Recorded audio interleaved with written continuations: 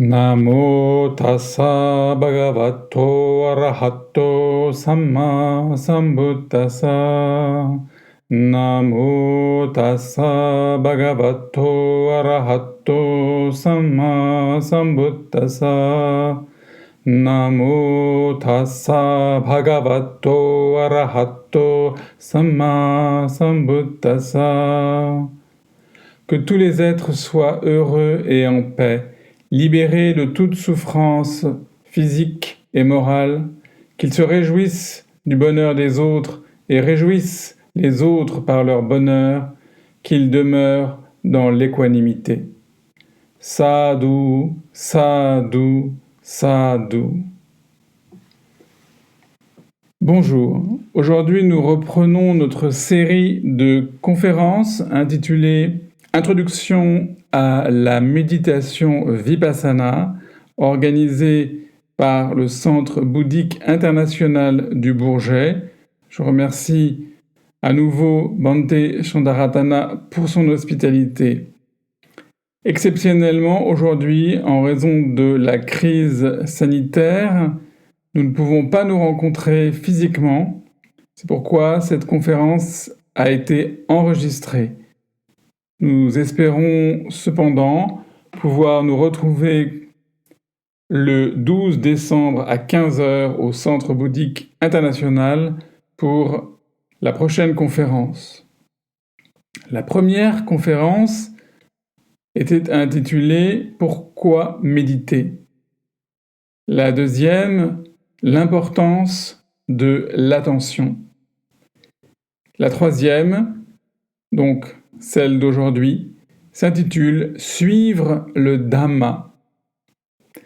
Je vous rappelle que cet enseignement s'inscrit dans la tradition du bouddhisme Theravada et plus particulièrement dans l'esprit de l'instructeur laïque Godwin Samararatne. Notre perspective est liée à la pratique de la méditation et elle vise à nourrir cette pratique. Ce n'est donc pas un enseignement universitaire.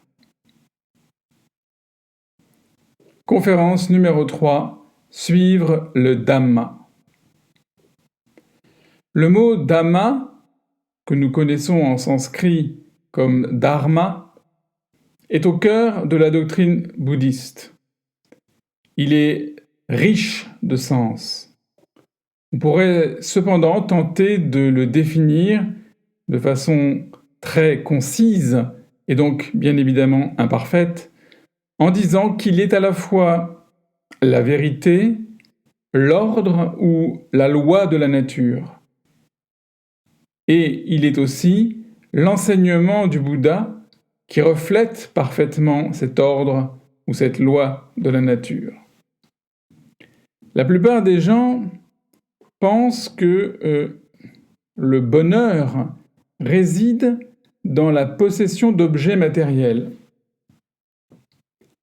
En réalité, plus nous acquérons de choses, plus nous sommes insatisfaits. Et plus nous sommes insatisfaits, et plus nous voulons en posséder de nouvelles. C'est un cercle vicieux que nous connaissons bien. Le Bouddha compare notre avidité à un chien rongeant un os. Le chien ne veut pas lâcher l'os et s'y accroche. Il a toujours faim de cet os.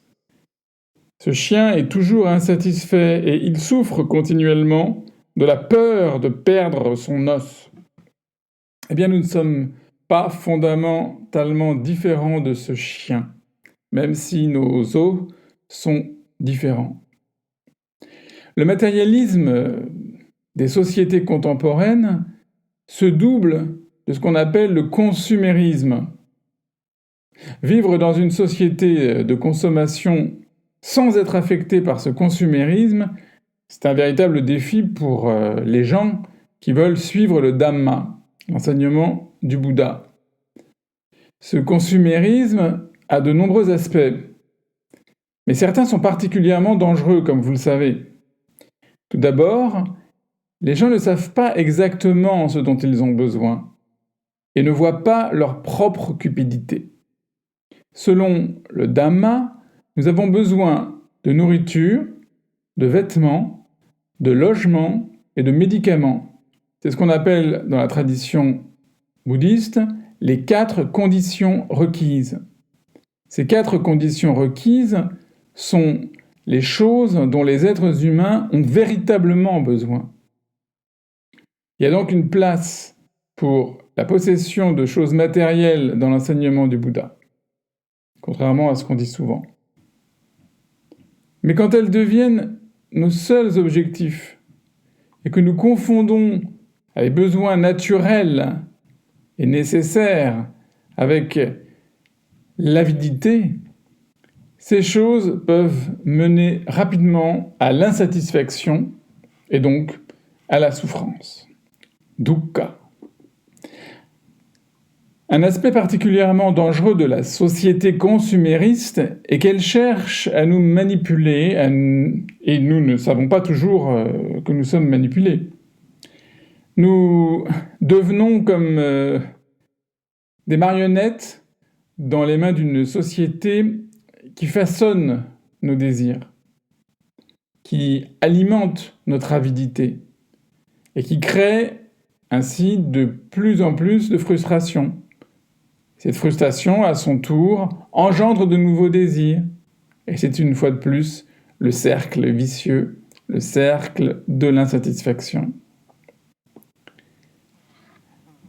On peut se poser la question, n'est-ce pas là une triste situation, alors que les êtres humains ont la possibilité de se rendre libres, de s'éveiller.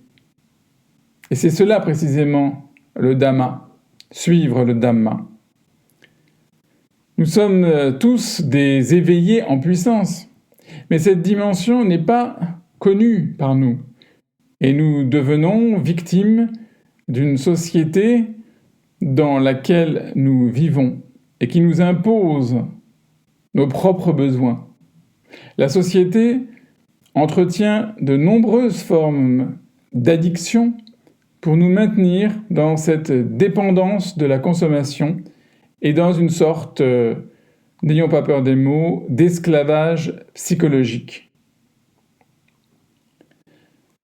La comparaison qu'utilise Godwin Samararatne pour illustrer ce phénomène, c'est celle des jouets.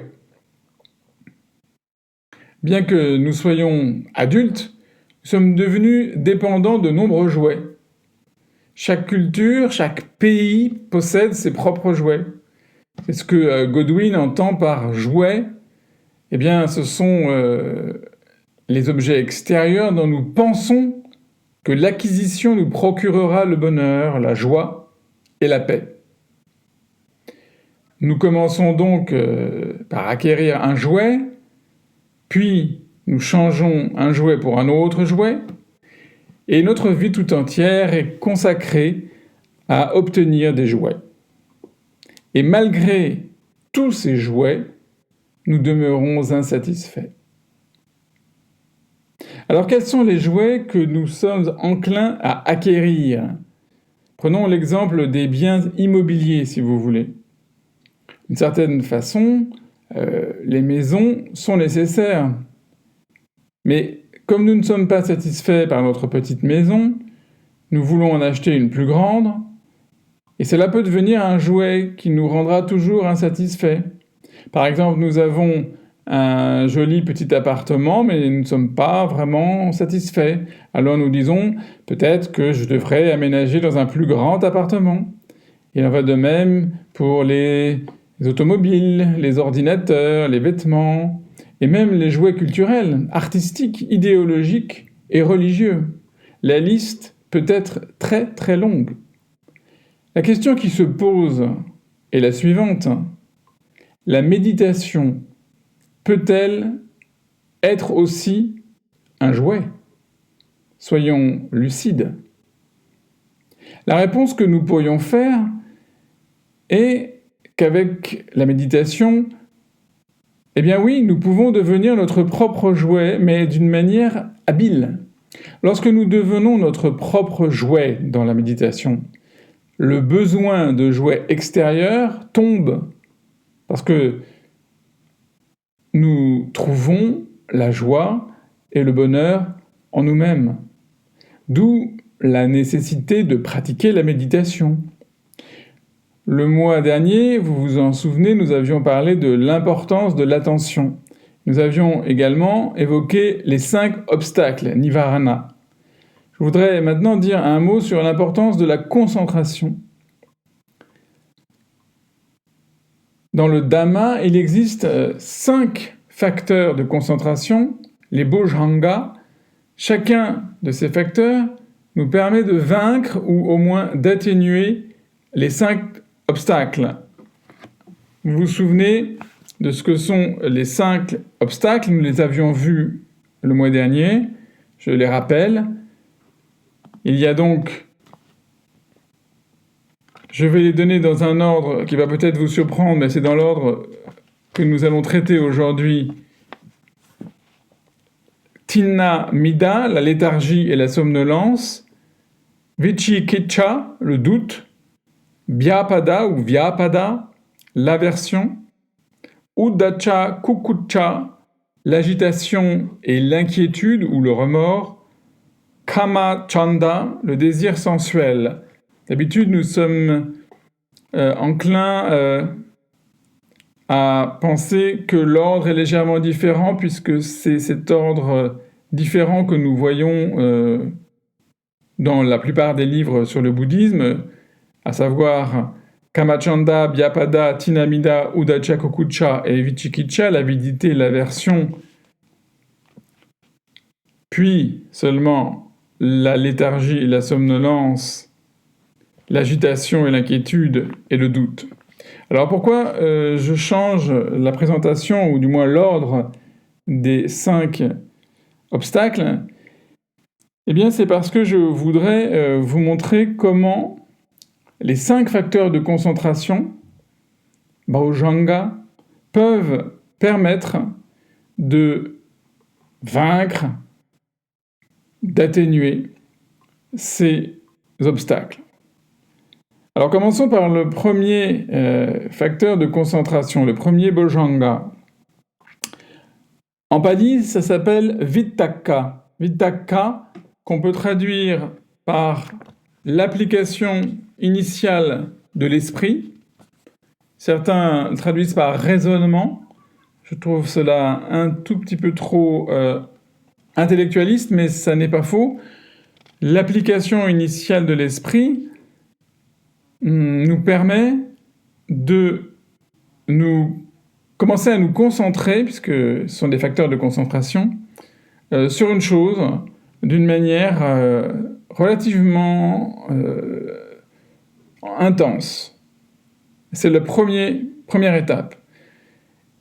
Ce facteur de concentration, vitakka, donc l'application initiale de l'esprit, va nous permettre de vaincre ou d'atténuer l'obstacle qui s'appelle léthargie et somnolence, Tinna Mida. Je vais vous donner un exemple. Peut-être vous est-il arrivé un jour ou un soir, en rentrant du travail ou après avoir fait une activité qui a demandé beaucoup d'énergie, vous sentir vraiment sur le point de dormir, sentir une forte somnolence, une sorte de léthargie, etc. Et dans cet état-là, vous ne voyez pas ce que vous pouvez vraiment faire. Vous avez l'impression que vous ne pouvez pas vous concentrer sur quoi que ce soit.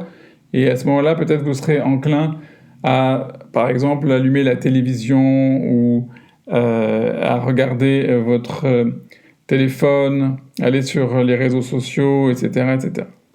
En réalité, si vous faites un petit effort, même assez léger, d'appliquer votre esprit sur un sujet, sur une chose, prenons l'exemple d'un livre, eh bien, vous serez surpris de voir que si vous appliquez votre esprit sur la lecture de ce livre, au bout d'un moment, vous en serez vous-même surpris, vous verrez que vous aurez complètement oublié cette léthargie et cette somnolence. Vous pouvez d'un seul coup plonger dans une histoire ou dans un texte philosophique ou religieux et oublier totalement cette léthargie et cette somnolence.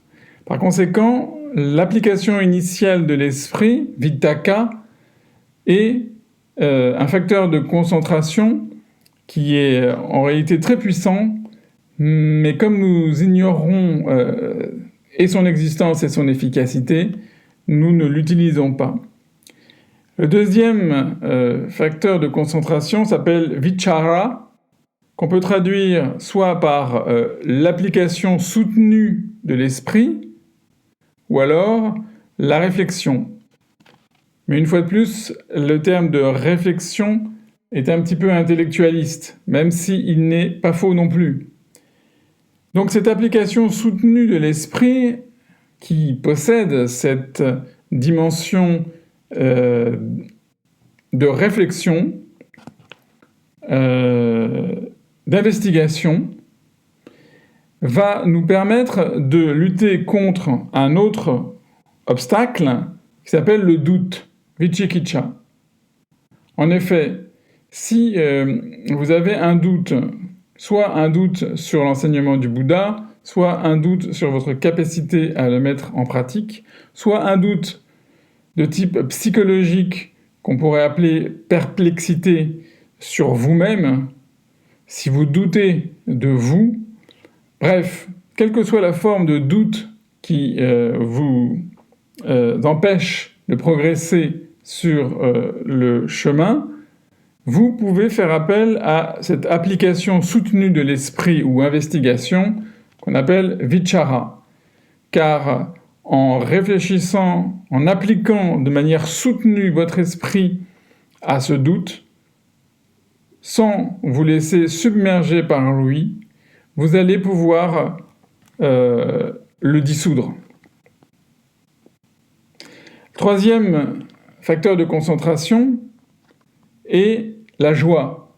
C'est évidemment un facteur que j'apprécie beaucoup, qui est merveilleux, parce qu'il va nous permettre de lutter contre un obstacle que nous rencontrons très souvent dans notre existence, malheureusement, qui est l'aversion, vyapada, mais qui comprend la colère, la haine, ou tout simplement le ressentiment, le mécontentement, l'irritation. C'est une sorte de négativité qui peut avoir des degrés divers, comme je l'ai dit, depuis une simple irritation jusqu'à une colère furieuse.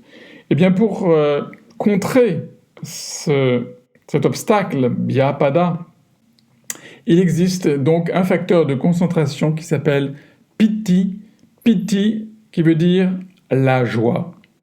En cultivant la joie, vous pouvez affaiblir, voire détruire cette aversion. Donc, souvenez-vous que si vous êtes en colère, vous avez recours à ce facteur de concentration qui est la joie. Essayez de le faire la prochaine fois que vous serez irrité, vous serez en colère, au lieu de vous laisser embarquer, si vous me passez l'expression, par cette colère, de manière peut-être inattendue pour vous, allez du côté de la joie, allez chercher du côté de la joie. Le quatrième facteur de concentration qui va nous aider maintenant s'appelle sukha, qu'on peut traduire par le bonheur, mais qui veut dire aussi le plaisir, mais c'est un plaisir spirituel. Alors, sukha, c'est un facteur de concentration qui va nous permettre de contrecarrer l'obstacle de l'agitation et de l'inquiétude. Agitation, inquiétude ou remords. En pali, udacha, kokucha. Vous connaissez certainement cet obstacle qui fait que nous ressassons sans arrêt des choses, que nous sommes agités, profondément inquiets, que nous regrettons d'avoir fait quelque chose ou au contraire de ne pas avoir fait quelque chose, d'avoir dit quelque chose ou de ne pas avoir dit quelque chose. Nous sommes inquiets pour le futur, nous sommes agités des conséquences du passé. Et donc cet obstacle qui est très fort, Uddhacca Kukucca, l'agitation et l'inquiétude, on peut le traiter grâce au bonheur. C'est en cultivant Sukha, c'est en cultivant le bonheur que nous pourrons mettre fin à l'agitation et à l'inquiétude. Enfin, le dernier facteur de concentration dont je voudrais vous parler maintenant s'appelle Ekagata, qu'on peut traduire par recueillement ou unicité de l'esprit, littéralement, unification de la pensée également, Ekagata. Ce recueillement ou cette unification de la pensée, c'est vraiment un stade de concentration qui est déjà très fort, très intense, très pur, un petit peu comme un laser, comme si vous prenez par exemple une loupe et que vous laissez passer un rayon de soleil à travers, vous savez que sa puissance va se démultiplier et qu'il peut à la limite provoquer un incendie. Donc Ekagata, c'est vraiment un état de très forte concentration, une concentration dans laquelle l'esprit est parfaitement unifié. Et cette unification de l'esprit va nous permettre d'atténuer ou de lutter ou d'éliminer un obstacle qui s'appelle Kamachanda et qui est le désir sensuel. Le désir sensuel, ça comprend aussi bien le désir érotique que n'importe quelle forme de désir, comme le désir de manger, évidemment d'une manière tout à fait excessive et déraisonnable.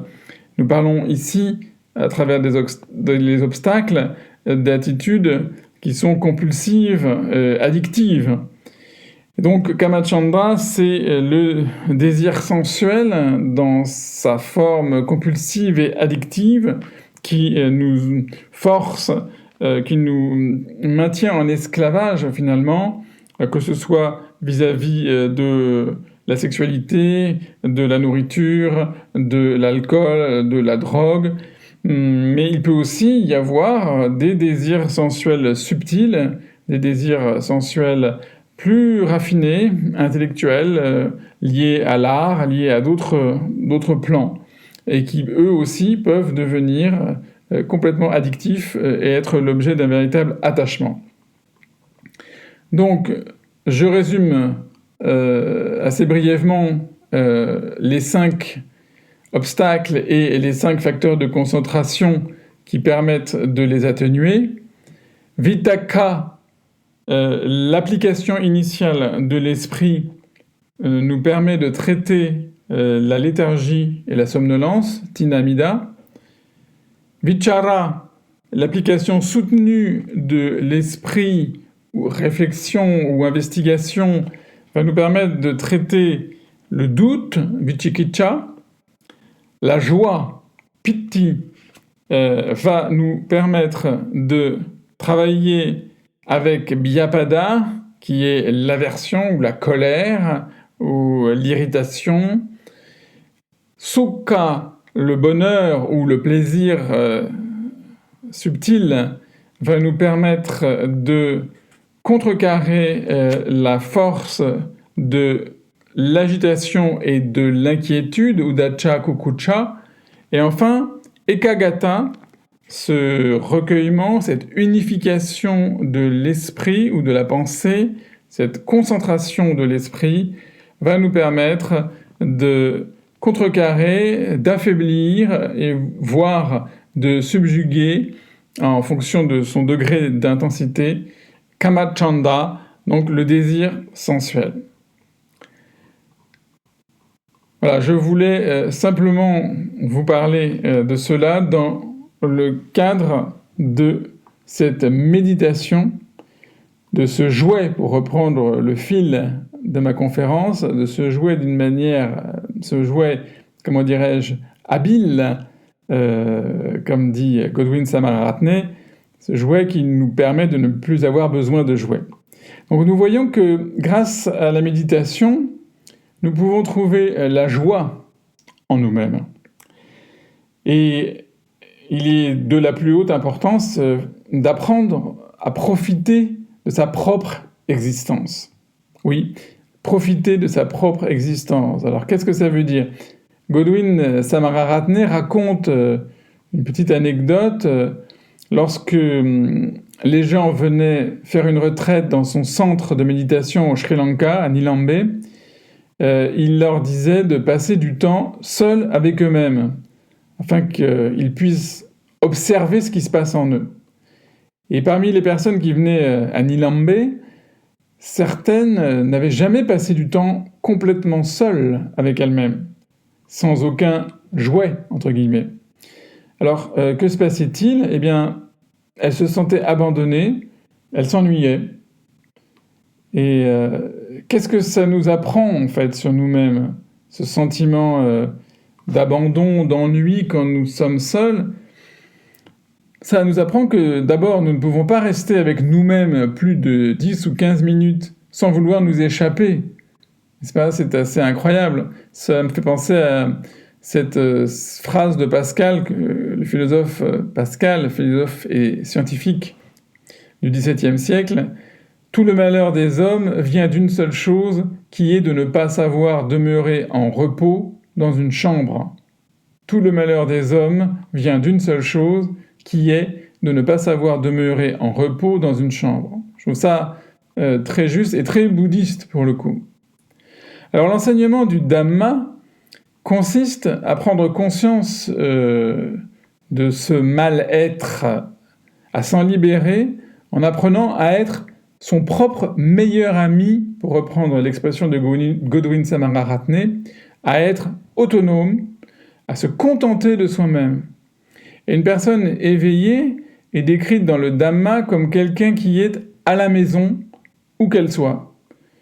Vous avez certainement entendu parler du grand instructeur vietnamien Thich Nhat Hanh, qui enseignait au village des Pruniers une petite chanson « Je suis chez moi, je suis arrivé, il n'y a qu'ici et maintenant.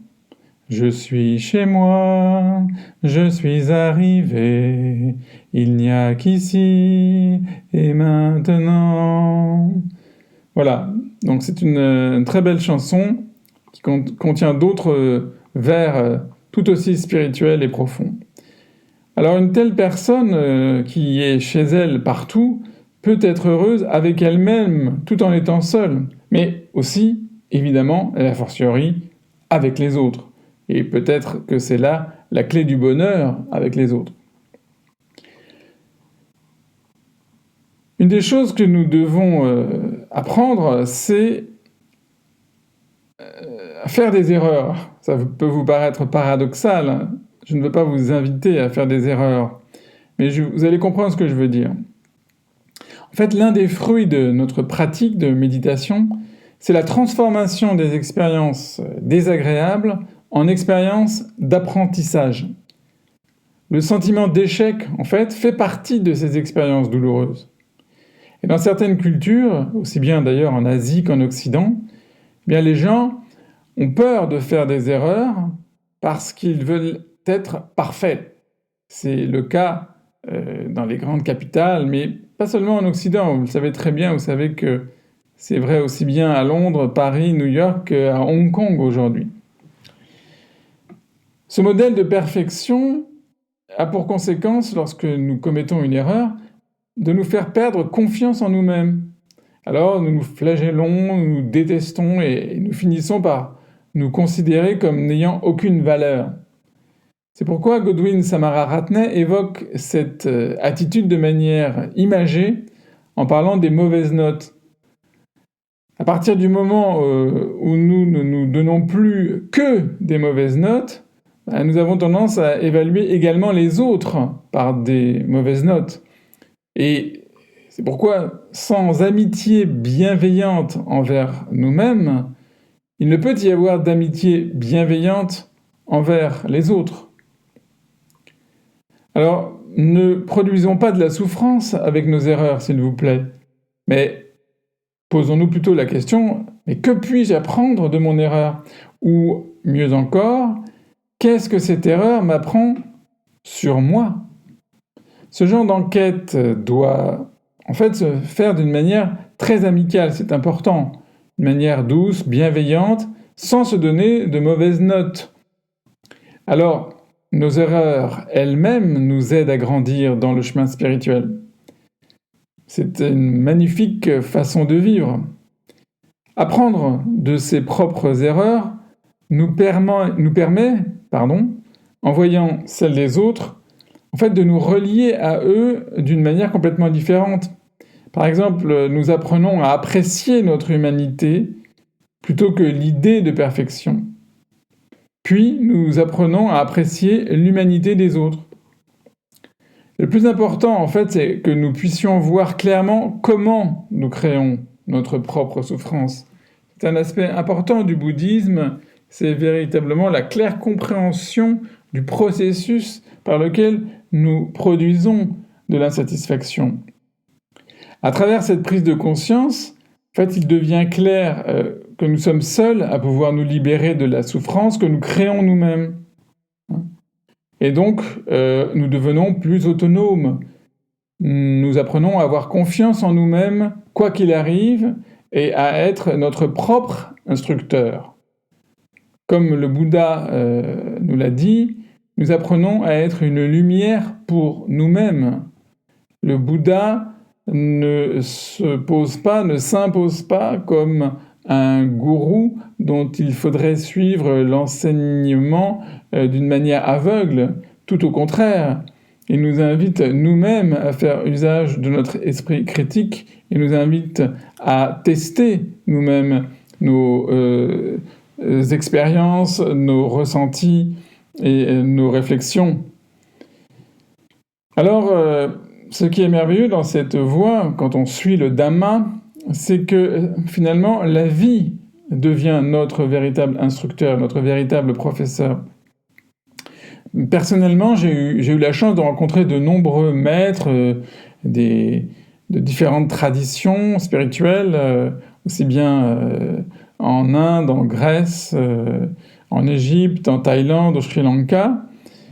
Mais si on me demandait, au fond, quel maître m'a le plus inspiré, je répondrais, c'est la vie elle-même.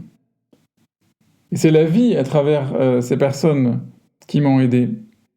Et grâce à l'enseignement du Bouddha, c'est la vie qui devient notre véritable maître.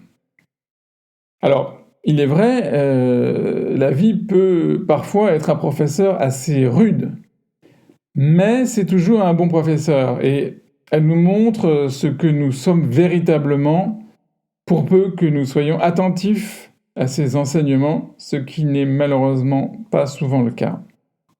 Alors, ça signifie que tant que nous vivons, si nous sommes véritablement attentifs, sensibles, ouverts, si nous pratiquons l'enseignement du Bouddha, nous apprendrons à le mettre en accord avec tout ce qui nous arrive dans la vie. C'est un point très important, y compris nos relations avec les autres personnes, avec nos proches, dans notre famille, au travail, ou dans des contextes, d'autres contextes. Toutes les expériences que nous faisons dans la vie, en fait, elles peuvent être utilisées pour notre croissance spirituelle. On peut dire que ces expériences sont du compost. Le compost contient des choses qui sont, disons, considérées comme sales et que nous jetons. Donc ces déchets, en fait, nous pouvons les ramasser, on peut les utiliser pour notre potager, pour la culture des légumes ou des fruits. Donc, ce que nous apprenons de la vie, même de nos erreurs, peut être considéré comme du compost spirituel et peut être utilisé pour notre propre croissance intérieure. Et ce n'est qu'alors, comme le Bouddha l'a dit, que nous pouvons être une île pour nous-mêmes, que nous pouvons compter sur nous-mêmes. Mais attention, si vous parvenez à la conclusion que vous savez tout, alors c'est la fin de l'apprentissage. Il est donc absolument nécessaire d'avoir un esprit de débutant, un esprit d'enfance, qui nous permet de continuer à apprendre, et à apprendre de n'importe qui et de n'importe quoi. C'est quelque chose de très important dans le Dhamma. Il y a un extrême qui consiste à se surestimer et l'autre à se dévaloriser. Comme vous savez, nous devons prendre conscience que pour différentes raisons, nous sommes devenus bien souvent nos propres ennemis. Alors même que nous pensons que l'ennemi c'est l'autre. Je vais essayer d'expliquer cette idée. Nous essayons de trouver l'ennemi à l'extérieur de nous-mêmes sans nous rendre compte que notre plus grand ennemi est en nous. Et une des raisons de cette haine de soi vient du fait que, en fait, nous ne voyons que nos erreurs, nos défauts, nos points faibles. Et ainsi, nous devenons notre pire ennemi. Ce qui est très autodestructeur, comme vous le savez. Par ailleurs, si vous ne voyez jamais votre bon côté, vous ne voyez pas non plus les choses positives que vous faites. Personnellement, j'ai rencontré des personnes, comme on dit en français, des belles personnes, qui aimeraient suivre un chemin spirituel, mais qui, à cause en fait, de cette tendance à l'autodestruction, n'aperçoivent pas leur propre valeur et refusent de voir qu'elles ont en elles-mêmes la capacité de se libérer de la souffrance et d'atteindre l'éveil.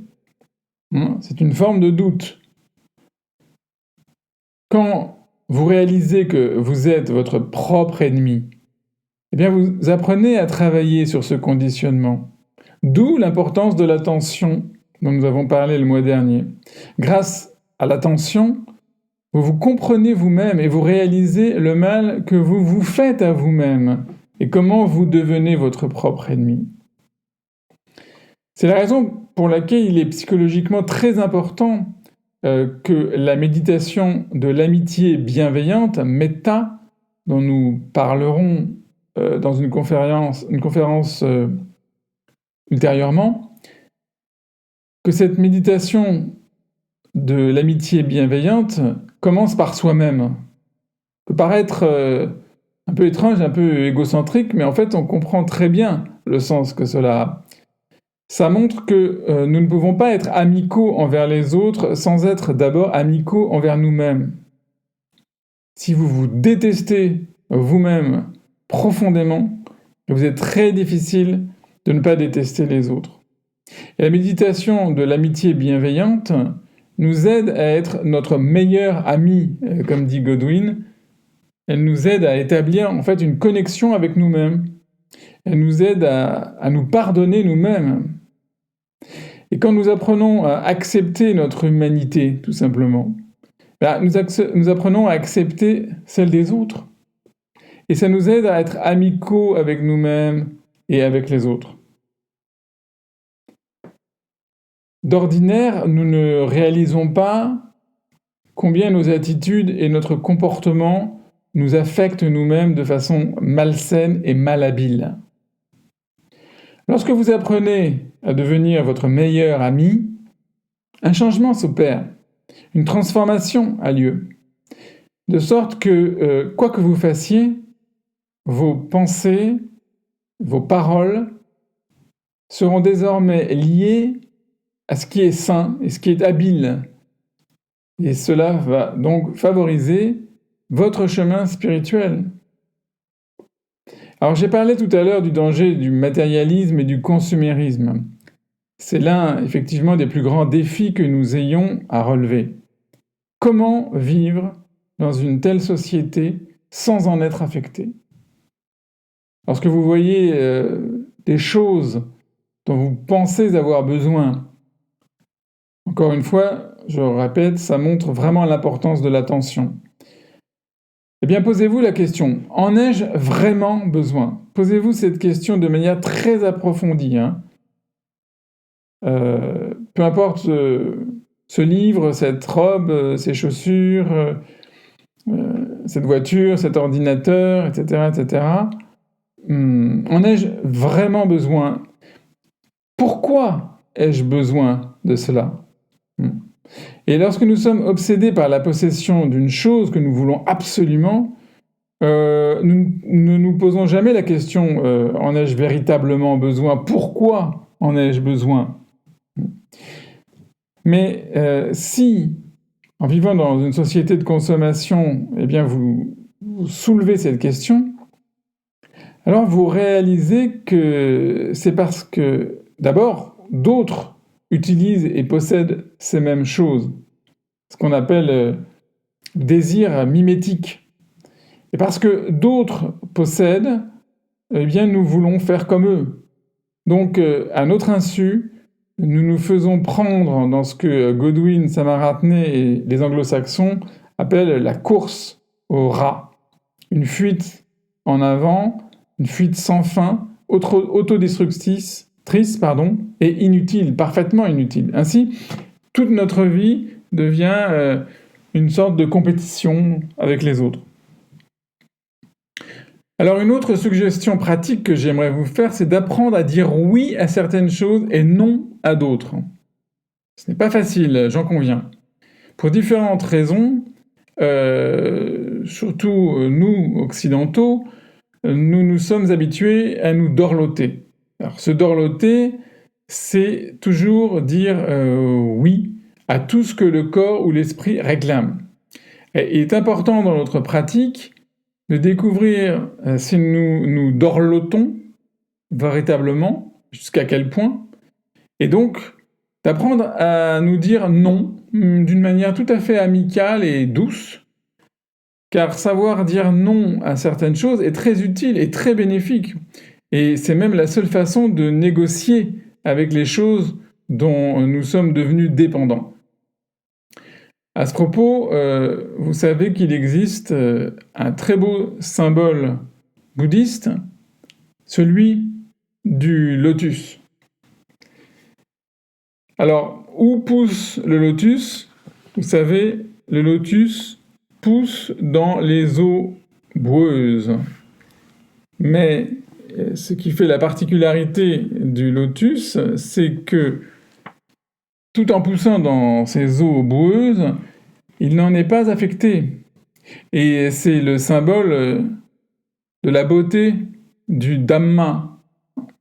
Alors même que nous vivons dans cet environnement consumériste, si nous pratiquons la méditation avec attention, claire compréhension, nous serons progressivement capables de nous stabiliser intérieurement grâce aussi à la concentration et de ne pas être affectés par ce qui se passe à l'extérieur et qui nous entraîne dans ce cycle infernal de la consommation et de la compétition.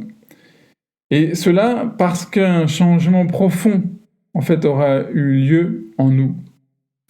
Voilà. Et pour conclure cette conférence, je voudrais vous donner encore peut-être un petit dernier outil pratique, puisque ce sont des conférences qui ont pour but de nourrir la méditation et que, comme nous l'avons dit la dernière fois, dans le bouddhisme Theravada, la méditation n'est pas limitée à la méditation assise. C'est une chose très importante sur laquelle nous reviendrons encore souvent.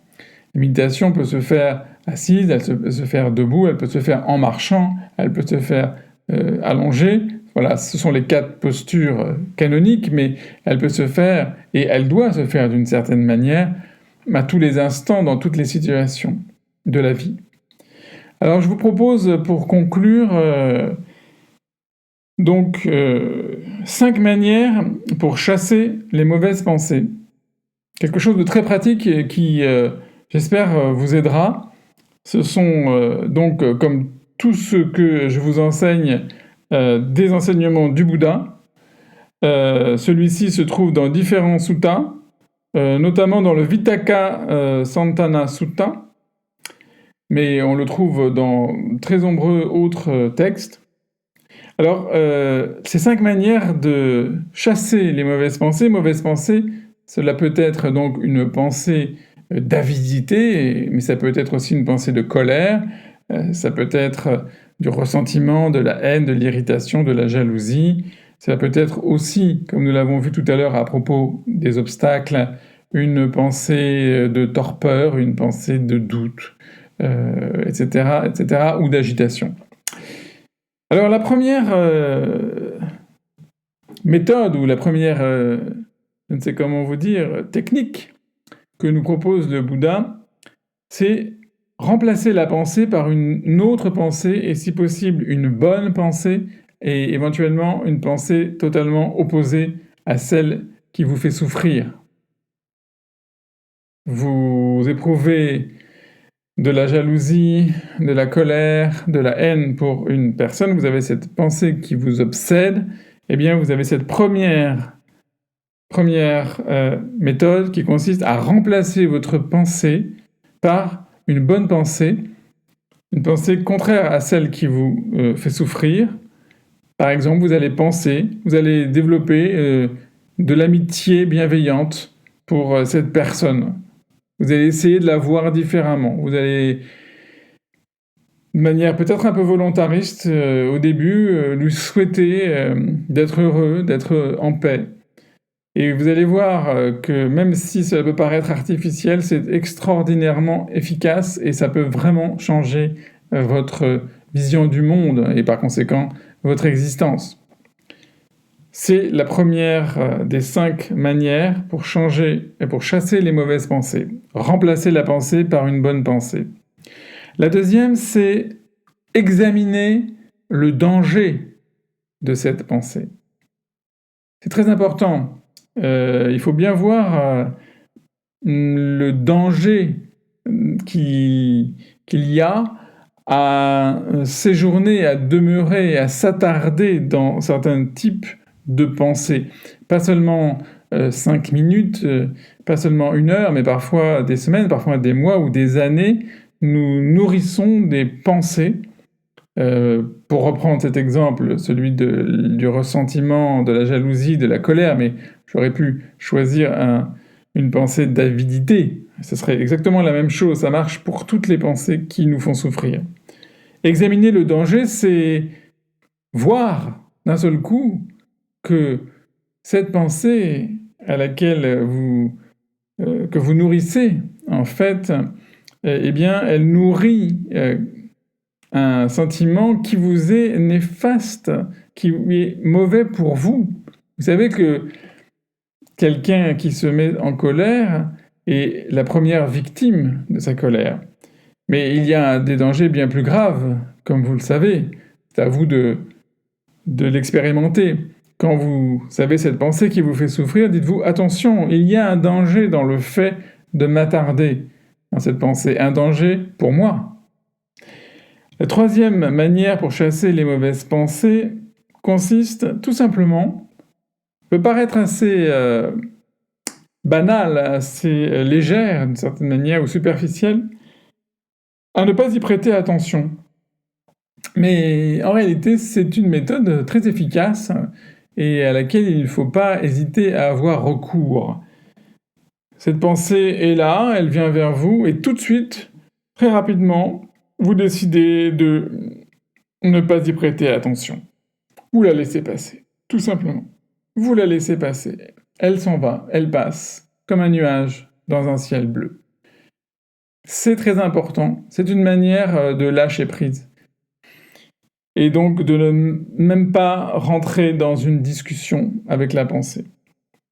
La quatrième manière de chasser les mauvaises pensées consiste à s'enquérir de la cause de cette pensée. C'est un peu plus philosophique, c'est peut-être pour des esprits plus intellectuels, mais je crois que c'est vraiment utilisable par tout le monde. Eh bien, c'est une forme d'investigation. J'éprouve cette pensée douloureuse et insatisfaisante. Je me demande, mais au fond, pourquoi je pense cela? Quelle est véritablement l'origine de cette pensée? Ça peut s'apparenter d'une certaine manière à l'analyse, à la psychanalyse. Et il y a une investigation sur l'origine de la pensée, sur la cause de l'émergence de cette pensée. Et donc évidemment, le but de cette manière, c'est d'éliminer la source de cette pensée. Et enfin, la dernière méthode, je dirais, elle est présentée en 5e position. Je ne pense pas que Bouddha la considère comme la meilleure. Il y a peut-être même une forme d'humour, mais je ne crois pas que ce soit totalement de l'humour. Je pense que c'est véritablement une manière tout à fait efficace également, mais peut-être la manière qu'on pourrait utiliser en dernier recours. Quand on a essayé les 4 premières, alors à ce moment-là, on peut se dire « je n'ai pas réussi à remplacer cette pensée par une bonne pensée, je n'ai pas réussi à comprendre véritablement quel danger elle représentait pour moi, je n'ai pas réussi à ne pas y prêter attention, c'est-à-dire à la laisser passer, je n'ai pas réussi à trouver, à comprendre véritablement quelle était l'origine de cette pensée. Alors il reste la dernière manière, serrer les dents et rejeter la pensée de toutes vos forces.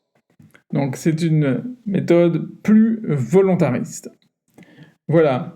Je vous remercie infiniment d'avoir écouté cette conférence intitulée « Suivre le Dhamma » et organisée par le Centre bouddhique international du Bourget. Je remercie encore Bhante Shandaratana. Je vous remercie tous du fond du cœur et j'espère vous voir très bientôt au mois de décembre, le 12 décembre à 15h au Centre bouddhique international. Au revoir.